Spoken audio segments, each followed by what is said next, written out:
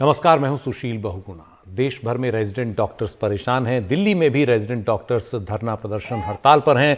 अलग अलग अस्पतालों में मरीजों की परेशानी इस वजह से बढ़ गई है। Federation of resident doctor association ने खुद को इमरजेंसी सेवाओं से अलग कर लिया है, हड़ताल पर है और उनकी वजह है कि जो नीट पीजी की काउंसलिंग है उसमें बहुत देरी हो गई है। 8 महीने की देरी हो गई है आम दिनों से, क्योंकि यह मसला सुप्रीम कोर्ट में अटका हुआ है। केंद्र सरकार इस मसले पर 4 हफ्ते में जवाब देने वाली थी, लेकिन इस मसले पर अभी हल निकलने में बहुत समय लग सकता है। जनवरी में मामले की अगली सुनवाई है। इस वजह से एडमिशन में देरी हो रही है और केंद्र सरकार के सफदरजंग, राम मनोहर लोहिया और लेडी हार्डिंग अस्पताल के अलावा दिल्ली सरकार के कुछ अस्पतालों के रेजिडेंट डॉक्टर भी इस वजह से हड़ताल पर हैं। उनका कहना है कि जल्द से जल्द काउंसलिंग हो और एडमिशन शुरू किए जाए। आज का टाइम हमको दीजिए। सरकार इस बारे में पूरा प्रयत्न कर रही है और हम सुप्रीम कोर्ट को अप्रोच कर रहे हैं कि दोनों बातों को डीलिंग किया जाए और काउंसलिंग को अलाउ किया जाए। ये प्रोसेस सुप्रीम कोर्ट में आज फिर से सरकार द्वारा कहा जाएगा। दरअसल सुप्रीम कोर्ट में आर्थिक तौर पर कमजोर वर्ग की परिभाषा को लेकर इस वक्त चर्चा चल रही है या केस चल रहा है, जिसमें 8 लाख की जो मियाद सरकार ने रखी है उस पर पुनर्विचार होने की बात है और इसी वजह से ये पूरा मामला अटका हुआ है। सफदरजंग अस्पताल के रेजिडेंट डॉक्टर्स और मरीजों से बात की हमारे सहयोगी परिमल कुमार ने। मनीष जी, देरी क्यों हुई है, क्या क्या वजह रही और आप लोगों पर क्या असर, अगर विस्तार से बताएं। पहले बात तो देरी इसलिए हुई, जब जिस समय एग्ज़ाम होना था उस समय कोरोना का सेकंड वेव आ गया था, लहर, तो उस कारण से सारे एग्ज़ाम्स को पोस्टपोन कर दिया गया था।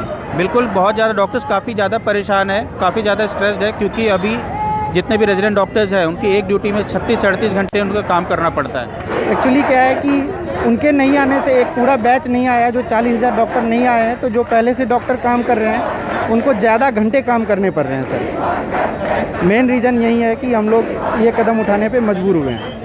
सर, सरकार सुप्रीम कोर्ट में सरकार ने 4 हफ्ते का समय मांगा है, जो कि काफ़ी ज़्यादा होता है दिन। ये बढ़ते दिन के साथ डॉक्टर की स्ट्रेस और बढ़ती जा रही है। जो मिनिस्ट्री ऑफ सोशल जस्टिस ने 4 हफ्ते का समय मांगा है, उसको भी थोड़ा कम करके इस प्रोसेस को जल्दी किया जा सकता है। और इसके अलावा माननीय सुप्रीम कोर्ट के द्वारा भी इस मैटर को इतना प्रायोरिटी बेसिस पे नहीं लिया गया जितना लिया जाना चाहिए था, जितनी हमें उम्मीदें थी। मेरे पापा यहाँ सर में चोट लगी, उनका एक्सीडेंट हो गया था परसों, तो ऊपर एडमिट है, उनको जबरदस्ती बाहर कर रहे हैं। भर्ती नहीं करा हमें। और इस बार क्या बोल रहे हैं अभी? हड़ताल पे हैं सब, कोई नहीं देख रहा। मेरे भाई की ऐसी हालत होगी दवाई खा खा के यहाँ की। 3 दिन से मैं परेशान है बच्चा लेके, क्या करूँ मैं? गार्ड लोग घुसने नहीं दे रहे हम लोग को। और डॉक्टर दिखाया ही नहीं, बोल रहे कोई डॉक्टर ही नहीं आया। दरअसल स्वास्थ्य सेवाओं में जरा भी बाधा आती है तो इसका सीधा असर तुरंत मरीजों पर दिखता है, उनके जो तीमारदार हैं उन पर दिखता है। इसलिए स्वास्थ्य सेवाओं में बाधा नहीं आनी चाहिए, लेकिन कई बार इस तरह की मजबूरियां भी डॉक्टर्स के सामने आ जाती हैं कि उन्हें हड़ताल करने को विवश होना पड़ता है। हमारे साथ इस पूरे मसले पर बात करने के लिए डॉक्टर मनीष हैं, जो अध्यक्ष हैं federation of resident doctors association के। मनीष जी, आम लोग जो अस्पताल में मरीज हैं वो परेशान हैं, उन्हें ये बात ठीक से समझ में नहीं आती कि डॉक्टर क्यों हड़ताल पर चले गए, और मानवीय मसला भी ये तुरंत बनता है। आप कैसे समझाएंगे आम लोगों को अपनी बात, ताकि उन्हें भी समझ में आए कि आपकी बातचीत जो है, आपका तर्क है वो कितना मजबूत है और सरकार इसमें किस तरह से ढिलाई बरत रही है? पहली बात तो आम लोगों को यह भी समझना चाहिए कि डॉक्टर्स की भी जिंदगी होती है, उनकी भी एक पर्सनल लाइफ होती है। और अगर आप देखें सफदरजंग हॉस्पिटल की, जैसे मैं बात कर रहा हूं, तो यहाँ पे जो हमारे रेजिडेंट डॉक्टर्स हैं वो एक दिन में अगर उनकी ड्यूटी लगती है तो उसमें 36-38 घंटे तक उन्हें काम करना पड़ता है। और अगर आप पूरे महीने का देखें तो कम से कम 80 से 90 घंटे वो काम करते हैं। तो उनकी जो पर्सनल लाइफ है, ना तो अपने घर जा पाते हैं, ना अपने पेरेंट्स से मिल पाते हैं, उनकी पर्सनल लाइफ तो बिल्कुल ही खराब हो चुकी है। और अभी जो हम प्रोटेस्ट कर रहे हैं, जो भी स्ट्राइक चल रहा है हमारा, वो इसलिए हो रहा है कि नीट पीजी काउंसलिंग 2021 जो कि आप समझ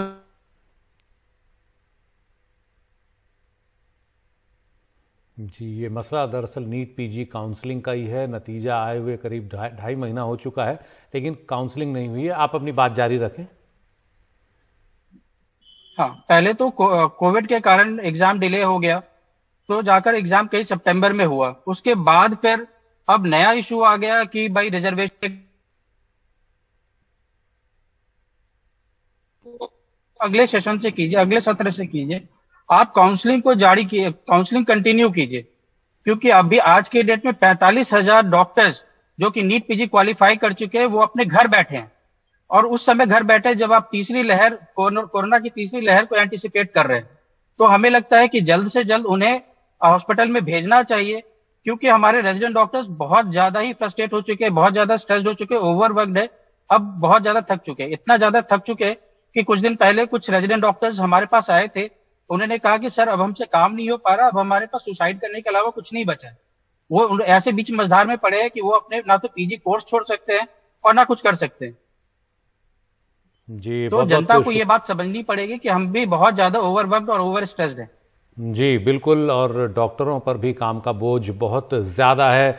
जितनी नियुक्तियां होनी चाहिए उतनी नियुक्तियां अस्पतालों में नहीं होती, और जो स्टाफ होता है वहां पर उस पर काम बढ़ जाता है। और ऊपर से इस तरह की जो चीज़ें हैं अक्सर सुप्रीम कोर्ट में जाकर या दूसरी कोर्ट्स में जाकर कई बातें फंस जाती हैं, और ख़ास तौर पर नियुक्तियों का जो मसला होता है वो, तो ये जो नीट पीजी काउंसलिंग है इसके नतीजे जल्दी आए और जो डॉक्टर हैं उनको जल्द से जल्द तैनाती मिले, ताकि ये बोझ डॉक्टरों का कम हो। ओमिक्रॉन वेरिएंट जो है कोरोना का वो वैसे ही सिर पर है, तेजी से पैर पसारता दिख रहा है, तमाम जगह उसके नए नए केस अब सामने आ रहे हैं, इसलिए इस मसले का जल्द से जल्द हल निकलना बहुत जरूरी हो जाता है।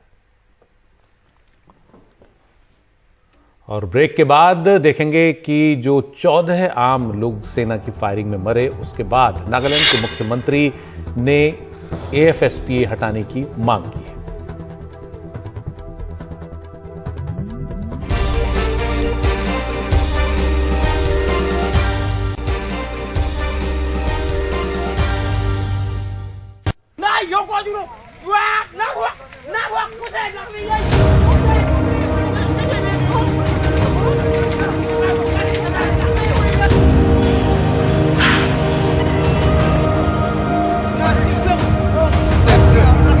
Our strong demand that the AR should remove. They are supposed to protect our people.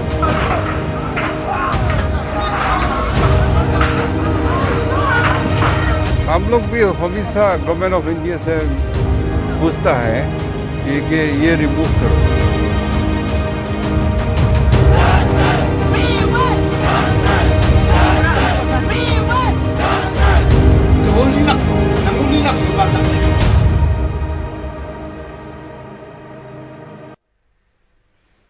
Nagaland के सीमावर्ती मोन जिले में शनिवार को नागरिकों पर गोलीबारी के सिलसिले में भारतीय सेना के 21 पैरा विशेष दलों के खिलाफ FIR दर्ज कर ली गई है। FIR में नागालैंड पुलिस ने स्पष्ट तौर पर कहा कि सुरक्षा बलों ने स्थानीय पुलिस को सूचित नहीं किया, नहीं पुलिस गाइड लिया। इस मामले में 14 आम लोग मारे गए थे जब सेना ने अचानक उन पर फायरिंग शुरू कर दी, ये सोचते हुए या इस सूचना के आधार पर कि उस तरफ से आतंकवादी आ रहे हैं, और इसमें स्थानीय ग्रामीणों की मौत हुई। इसके बाद से इस इलाके में तनाव की स्थिति बनी हुई है। सरकार में सहयोगी BJP ही यहां घटनाक्रम को नरसंहार बता रही है। और इस बीच नेफ्यू रियो जो नागालैंड के मुख्यमंत्री हैं, उन्होंने कहा है कि जब आतंकवाद की समस्या नहीं है तो armed forces special powers act Nagaland में लागू क्यों है, इसको तुरंत हटाया जाए। उन्होंने मामले की जांच के लिए एक उच्च स्तरीय SIT भी गठित कर दी है। तनाव है, इसलिए एहतियातन इंटरनेट और SMS सेवाओं को मोन जिले में बंद कर दिया गया है। गृह मंत्री अमित शाह ने आज संसद में इस घटना को लेकर एक बयान दिया, कहा कि यह सुनिश्चित किया जाएगा कि भविष्य में फिर ऐसी घटना न हो। पुलिस महानिदेशक नागालैंड और आयुक्त नागालैंड ने दिनांक 5/12/21 को घटनास्थल का दौरा किया। ताजिद पुलिस थाने में घटना के बारे में प्राथमिकी दर्ज की गई है और मामले की गंभीरता को ध्यान में रखते हुए इस मामले को राज्य अपराध पुलिस स्टेशन को जांच के लिए सौंप दिया गया है। इस संदर्भ में एक विशेष जांच टीम एसआईटी का गठन किया गया है, जिसे 1 माह के अंदर जांच पूरी करने के निर्देश दिए गए हैं।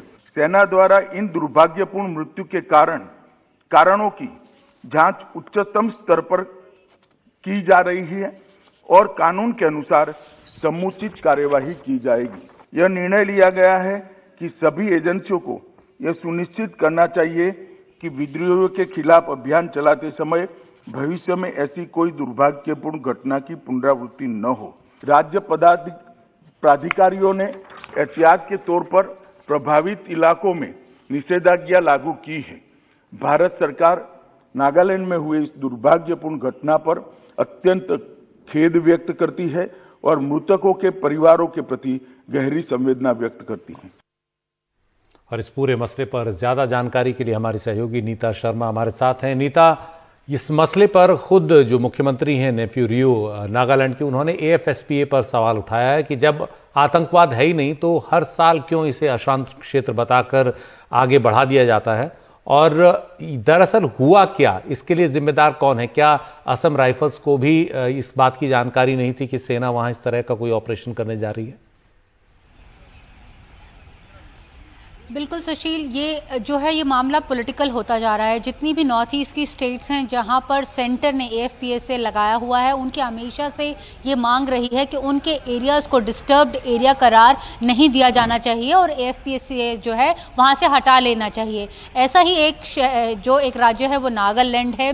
नागालैंड की शुरू से ये डिमांड रही है। वहाँ के CM कह रहे हैं कि जब सेंटर जो है वो शांति वार्ता कर रही है कई ग्रुप्स के साथ, तो उस एरिया को डिस्टर्ब्ड एरिया करार देने की क्या जरूरत है, ये उन्होंने सवाल उठाया है। बाकी के भी कई जो वहां के मुख्यमंत्री हैं जो बाकी स्टेट्स के, उन्होंने भी ये सवाल उठाया है। तो ये मामला जो है वो पॉलिटिकल जो है वो होता जा रहा है। दूसरी तरफ जो सीक्वेंस ऑफ इवेंट्स की एक जो कड़ी है वो केंद्रीय गृह मंत्री ने पहले लोकसभा में बताई और फिर राज्यसभा में भी बताई कि किस तरह सैटरडे को 4:10 और 4:30 के बीच में ये लोग जीप में जा रहे थे। 8 लोग थे। जो स्पेशल फोर्सेस के कमांडोज थे उनके पास जानकारी ये थी कि इंसर्जेंट्स जो हैं वो इस इलाके से मूव करने वाले हैं। तो ये जो स्पेशल फोर्सेस के कमांडोज थे ये जोरहाट यानी असम से निकले थे। इन्होंने ना असम राइफल्स को इत्तला दी थी और ना ही लोकल पुलिस को इत्तला दी थी। ये अपने आप ऑपरेशन करने के लिए निकले हुए थे। जब इन लोगों ने रोकने की कोशिश की उस ट्रक को, मिनी ट्रक को, तो जब वो नहीं रुके, 2 बार बोलने के बावजूद वो नहीं रुके, ऐसे में बताया जाता है कि उनमें से एक ने किसी के पास एक एयर राइफल देखी जिसको मिस्टेक किया गया कि उसके पास बंदूक है, जिसके बाद सेना ने गोलियां बरसानी शुरू कर दी। मिस्टेकन आइडेंटिटी की बात की जा रही है। केंद्रीय गृह मंत्री ने भी इस शब्द का इस्तेमाल किया है कि मिस्टेकन आइडेंटिटी के तहत 8 में से 6 लोग जो हैं वो मारे गए। बाकी के जो 2 लोग हताहत हुए थे उन्हें अस्पताल ले जाने की कोशिश कर रहे थे जवान। जब आसपास के गांव वालों को इस सूचना के बारे में, इस हादसे के बारे में पता चला, उन्हें लगा कि वो गलती से इन लोगों को मारकर अपने बेस कैंप में ले जा रहे हैं, तो उन्होंने उन्हें रोकने की कोशिश की। आगजनी वहां पर हो गई। बचाव के चलते अब केंद्र सरकार का कहना है कि बचाव के चलते उन्होंने फिर से गोली शुरू की, जिसके बाद जो है बाकी के 7 लोग जो हैं वो मारे गए। केंद्रीय गृह मंत्री ने यह भी बताया कि जो उनका बेस एरिया है वहां पर भी कुछ लोगों ने अटैक किया, जिसके चलते एक जवान की भी मृत्यु हो गई है। तो ये हादसा जो है काफी दर्दपूर्ण है। खुद केंद्रीय गृह मंत्री कह रहे हैं कि जो SOPs हैं उन्हें दोबारा से लाइजन किया जा रहा है कि सही तरीके से फॉलो की जाए। एक एडिशनल सेक्रेटरी लेवल के जो ऑफिसर हैं वो नागालैंड भेजे गए हैं ताकि वो वेरियस एजेंसी से बात कर स्ट्रीमलाइन कर सकें जो जिस तरह से वहां पर ऑपरेशन हो रहे हैं। सुशील, शुक्रिया अनीता इस पूरी जानकारी के लिए। और ये वास्तव में एक काफी दिल दहला देने वाली घटना थी। मिस्टेकन आइडेंटिटी, गलत पहचान के आधार पर सेना की ये कार्रवाई। वक्त है एक ब्रेक का।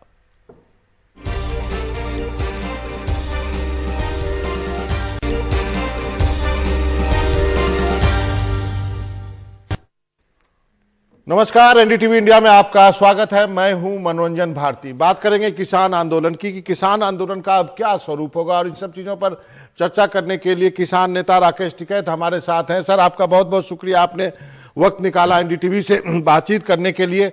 अब सबसे बड़ा सवाल यह है कि किसान आंदोलन का क्या स्वरूप होगा, कब तक आप धरने पे बैठे रहेंगे, ये सवाल पूछा जा रहा है। देखो, धरने पे हम जब तक रहेंगे जब तक भारत सरकार बातचीत कर हमारे जो मामले है उसका समाधान नहीं करेगी।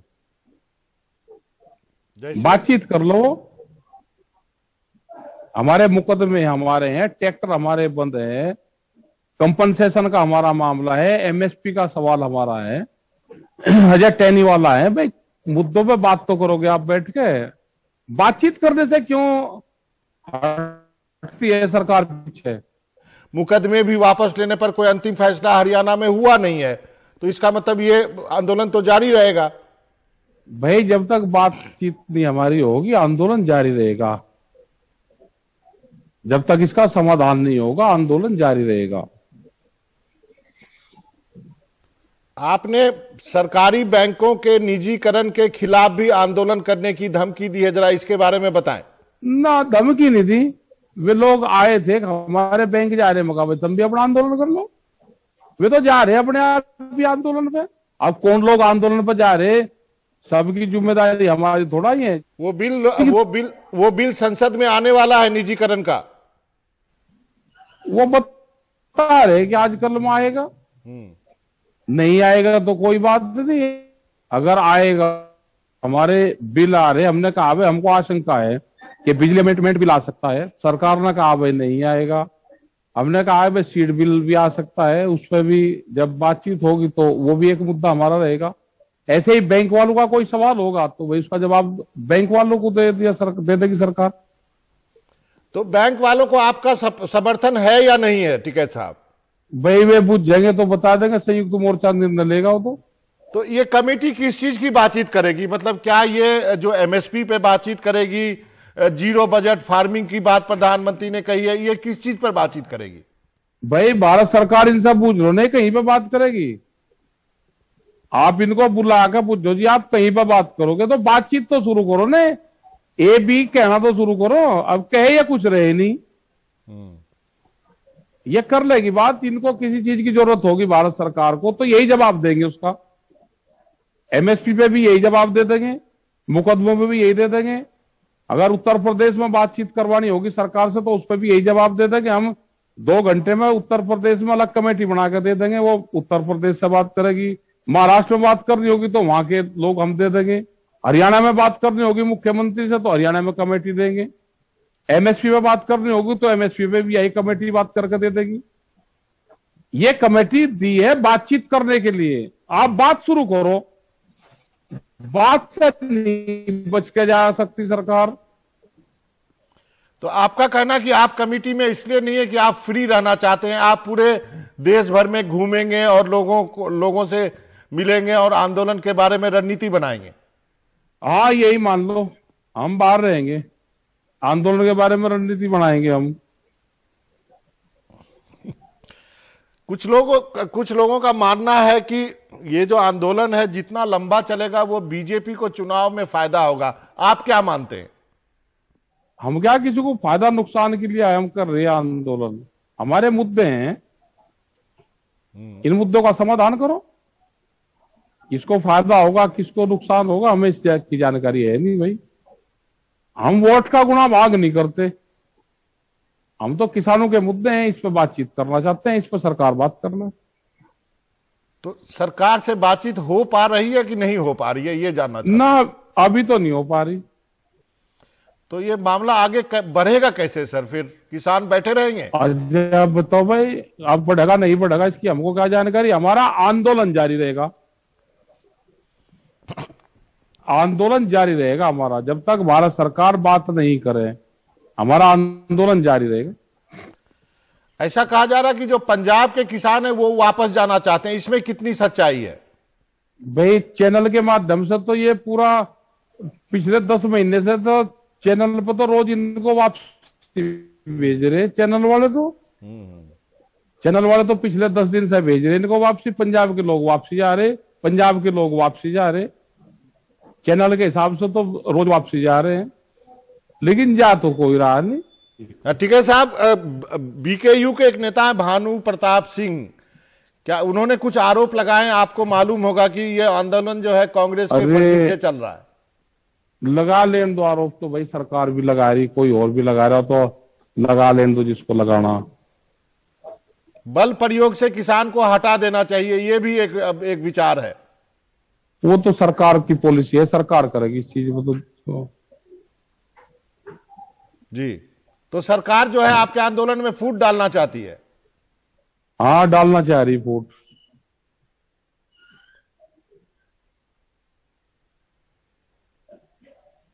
तो फिर आंदोलन अभी, इसका मतलब ये आंदोलन अभी लंबा चलने वाला है टिकैत साहब? ये आंदोलन जब तक भारत सरकार बातचीत करके समझौते के आधार पे आंदोलन खत्म होगा जी, आंदोलन वैसे खत्म नहीं होगा जी। सरकार आज समझ जाए, सरकार 15 दिन में समझ ले। जो उसके पास में हस्तकंधा उसका इस्तेमाल कर ले सरकार। बगैर बातचीत के 1 साल से लोग यहां बैठे 12 महीने से, और आप उनको कह रहे हवा में ही आप वो कर रहे कि आप चले जाओ, बात होगी जी। जी हाँ, हम बातचीत पे टेबल पे बैठ के समझौता करके जब गांव जाएंगे, ऐसे नहीं गांव जाएंगे, बैठ के आमने सामने बैठ के समझौते के आधार पर जाएंगे हम।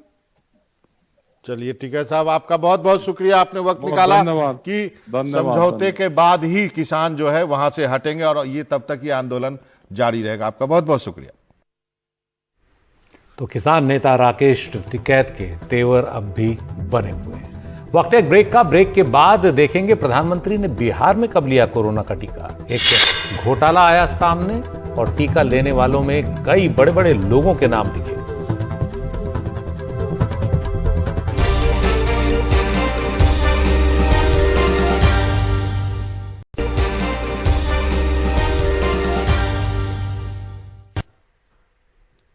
कोरोना टीकाकरण के दौरान भी कई तरह के फर्जीवाड़े सामने आ रहे हैं, घोटाले भी सामने आए हैं। बिहार के अरवल जिले में करपी प्राथमिक स्वास्थ्य केंद्र में ऐसा ही एक बड़ा फर्जीवाड़ा सामने आया। यहां कोरोना जांच और वैक्सीनेशन के नाम पर कई बड़े राजनीतिक नेताओं और फिल्म अभिनेताओं अभिनेत्रियों के नाम से डेटा एंट्री की गई है। वैक्सीनेशन के नाम पर प्रधानमंत्री नरेंद्र मोदी, गृह मंत्री अमित शाह, कांग्रेस अध्यक्ष सोनिया गांधी जैसे कई बड़े नाम हैं। यहीं प्रियंका चोपड़ा जो फिल्म अभिनेत्री हैं, उनका नाम भी वैक्सीनेशन के पोर्टल पर लोड कर दिया गया है। वैक्सीनेशन और रैपिड एंटीजन टेस्ट किट से जांच के नाम पर फर्जी तरीके से दर्जनों लोगों का नाम इस एंट्री में आप देख सकते हैं।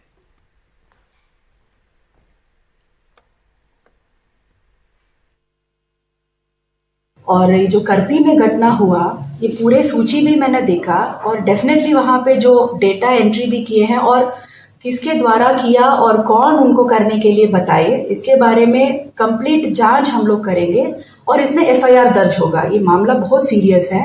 ऐसे हम लोग इतना प्रयास कर रहा है लोगों को टेस्टिंग और वैक्सीनेशन करने में, और उसमें ऐसे कुछ गड़बड़ी हो रहा है। We are going to take it very seriously. और सारे लोग वहां जो भी काम कर रहे हैं, MOIC है, BHM है, सभी पे हम लोग जांच करेंगे कहाँ पे ये ऐसे काम हुआ, जहां not only in Karpi, remaining सारे PHC, APHC सभी जगह में हम लोग जांच दल गठित करके पूरे जांच करेंगे और डेफिनेटली FIR होगा। और अब ओमिक्रॉन वेरिएंट के कई केस देश भर में तमाम राज्यों में सामने आ रहे हैं। 4 दिन में 21 मामलों की पुष्टि हो चुकी है। 5 राज्यों में केस मिले हैं। राजस्थान में कल 9 केस एक साथ सामने आए। महाराष्ट्र में भी 8 केस कल उनकी और पुष्टि हुई। सबसे पहले कर्नाटक में 2 केस सामने आए थे। गुजरात और दिल्ली में भी एक केस सामने आ चुके हैं।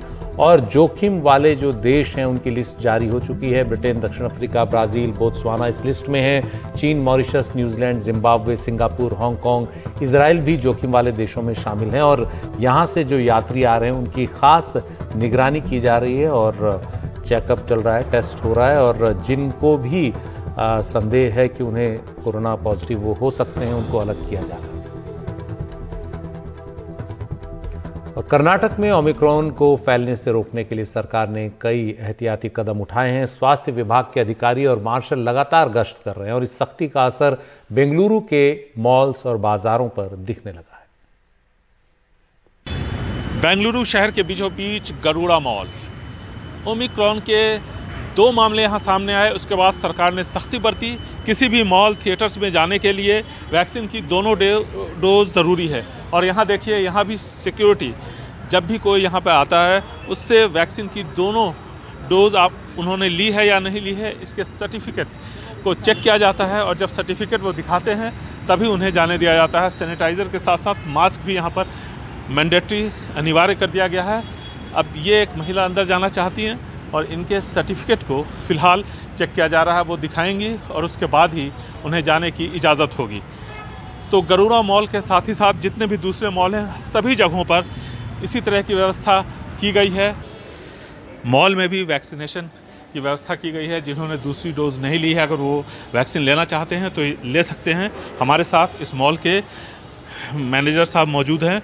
सूरज साहब, ये बताइए कि क्या क्या अरेंजमेंट आपने किया है? फर्स्टली जैसे हमने गवर्नमेंट का रूल्स मिला है उसके हिसाब से हम लोग डबल वैक्सीन जिसने लिया उनको ही हम लोग अलो कर रहे हैं, उसके बिना किसी को अलो नहीं कर रहे। और जिसका सेकंड डोज नहीं हुआ है, जैसे आप अभी देखा, हम लोग इधर ही हमने एक प्रोविजन बनाया है ताकि उनका सेकंड डोज यहाँ लेके शॉपिंग वो लोग एक्सपीरियंस कर सकते हैं। और कस्टमर्स के लिए हमने लाजिम 2 ही एंट्री किए हैं और एक ही बेसमेंट से एंट्री है। And we have kept a separate entry for हमारा स्टाफ के लिए भी सेपरेट एंट्री करके रखे हैं। हालांकि ओमिक्रॉन के संक्रमण की खबर से लोगों में थोड़ा डर ज़रूर आया है, जिसकी वजह से मॉल में जितनी भीड़ होनी चाहिए उसमें थोड़ी कमी आई है। लोग सोच समझ कर बाहर जा रहे हैं। सड़कों पे भी ट्रैफिक थोड़ा कम हमें दिख रहा है, लेकिन मॉल के साथ साथ थिएटर और सभी जगहों पर इस बात की पूरी कोशिश की जा रही है कि किसी भी तरह की कोई कोताही न बरती जाए, क्योंकि सवाल लोगों की ज़िंदगी का है। लेकिन वो लोग काफ़ी परेशान हैं जिन्होंने पहली डोज़ ले ली है। दूसरी डोज़ के लिए उन्हें लंबा इंतज़ार करना पड़ रहा है, क्योंकि बेंगलुरु में खासकर और कर्नाटक में कोविशील्ड बहुत ज़्यादा लोगों को लगा है और इसके लिए काफ़ी लंबा इंतज़ार करना पड़ता है। ऐसे में कई सारे लोग चाहते हैं कि सरकार नियम में थोड़ी ढिलाई बरते और दूसरे और पहले डोज के बीच में जो अंतर है उसको कम किया जाए, ताकि वो जल्द से जल्द दूसरी डोज ले सकें। बेंगलुरु से कैमरामैन कुमार के साथ निहाल किदवई, NDTV इंडिया।